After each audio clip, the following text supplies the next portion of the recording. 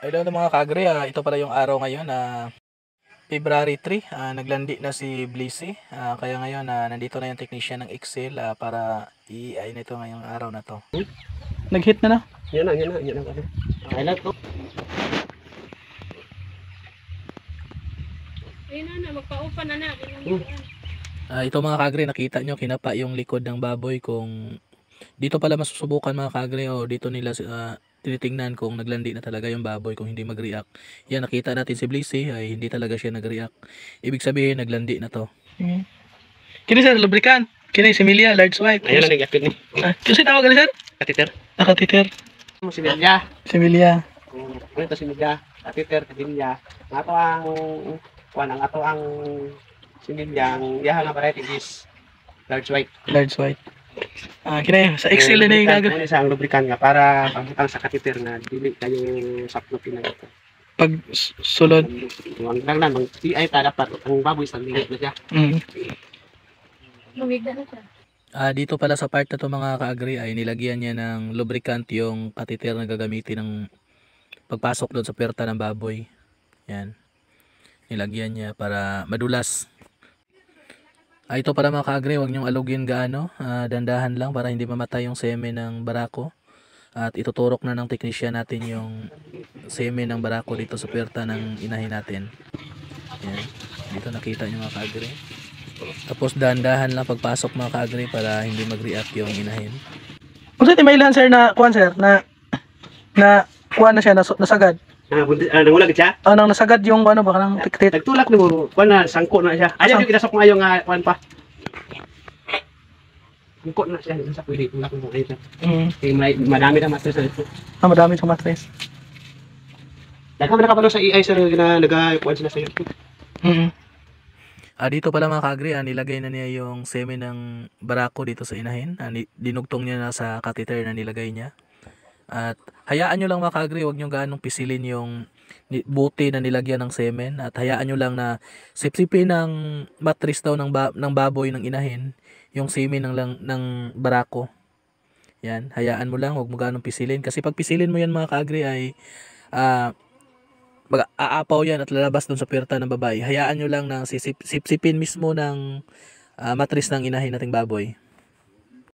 At habang ginagawa yun mga kaagri ay masimasin yung likod ng baboy para sabihin ng inahin natin na may barako doon sa likod niya. Yan, himasimasin. Guys, muna ito ang trabaho dito guys. Tig-iay lang sa mga baboy sa customer.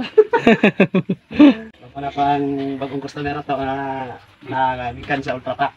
Convert na sa Excel. So, kita ang mag-iay sa mga baboy, kita ang mag-monitor, kita ang mag-maintain. Muna si Mr. Marlon. Sige, pangalan mo sir, para maano sir? Judy Daligdig. Judy Daligdig. Ito mga pala mga kaagri, yung kung sino yung gustong magpa-AI dito malapit sa Malungon, Malandag, Jinsan. Kaya sir no, Jinsan? Jinsan ba na sir? Malungon lang ta to, ano lang. Malandag. Wala na Malandag, ano lang ta, Malungon to Delsor. Abot ka Digos. Kaya Digos. Padada. Padada. Malandag to Padada. Ilagay ko yung number dito sa baba kung sino yung gustong magpa-AI. Tapos ano lang sir, yung atong kuan ko similya na to nasa DBLSB Agribit Supply, Mabuhay Road, General Santos City. Okay sir. Available po atong similya. Available. Landrace, large white, or ano pang anay. Yung lahi yun sir, yung ano sir? Yung large white. Large white, Landrace. Yung large white ang atong ano sir, hindi ready. Pero yung available na brako niyo sir, kuha na naman siya. Large white. Large white, Landrace. Oo. Dalawa lang. Yung Dorox wala pa. Hindi pa lumabas. Ito na mga kaagri, nakita nyo, hindi pa rin nauubos. Siguro mga kaagri mula nung pagpasok niya, matatapos pag-EI, siguro 5 to 10 minutes bago maubos yung pagkakalam ko mga kaagri, ETML yung laman ng isang bote ng semen ng lalaki na nilagay doon sa puwerta ng babae. ETML kung hindi ako nagkakamali. Hayaan nyo lang mga kaagri hanggang maubos to. Huwag nyong pirsahin, huwag nyong pisilin para hindi aapaw yung similya din sa puwerta ng babae. At dito mga kaagri ay tinanong ko na yung technician kung ano yung maganda. EI ba or yung normal na pagkasta ng baboy or yung brako o bore. Kung anong maganda. Or ano ba yung maraming anak, EI ba or normal na barako? Sir, anong maganda? Normal na brako o yung EI? Maganda yung ano, yung AI. Ano sir, hindi pa pilayan yung inahin mo pag maliit yung inahin, tapos malaki yung bore. Tapos maliit yung mapilayan siya. Ah, Tapos, yung AI, maganda kasi ano siya, hindi sa stress. hindi sir. Kung ano ang kalabasan ng bore sa ano, yun pero ng AI. Pero sa dami sir, Pareha lang. usapang dami pareha lang. Oo. Walang magkakaiba sa Wala pagkakaiba. bore at saka EI. Iba na sa AI, yung ano, yung inahin mo, pag maliit, malaki yung bore, Okay lang. dito yung mabalik siya, mapilayan. Ayun, sabi ng technician ay para sa kanya maganda pa rin daw yung EI dahil example lang kung malaki yung inahin mo tapos yung barako nila ay malalaki, kaya pa rin i-inject doon, kaya pa rin i-EI doon sa baboy mong inahin na maliit at hindi ma-stress yung inahin mo. At yung sa dami naman daw ng anak, parehas lang, EI man o barako, parehas lang na yung dami ng anak para sa kanya. Sa akin naman mga ka-agri, sa research ko rin, tama naman din yung sinabi ng technician. May advantage at saka disadvantage din sa kanilang dalawa. Ang advantage naman mga ka-agri dito sa EI ay yun sinabi niya, yung maliit yung brako inahin mo, kaya pa rin tuturukan ng malalaking brako sa pamamagitan ng semen na dadalhin EI. At lalo na ngayon mga ka-agri sa panahon natin ngayon na may sakit pa rin ISF. Kagandahan nito yung brako kasi pag ang brako dadalhin dito, hindi natin alam na saan siya galing na farm o may sakit na dadalhin dito sa babuyan natin. Ang kagandahan nitong EI na ito mga ka-agri ay hindi na dadalhin yung brako, makaiwas tayo sa sakit at lalong-lalo hindi ma-stress yung inahin natin.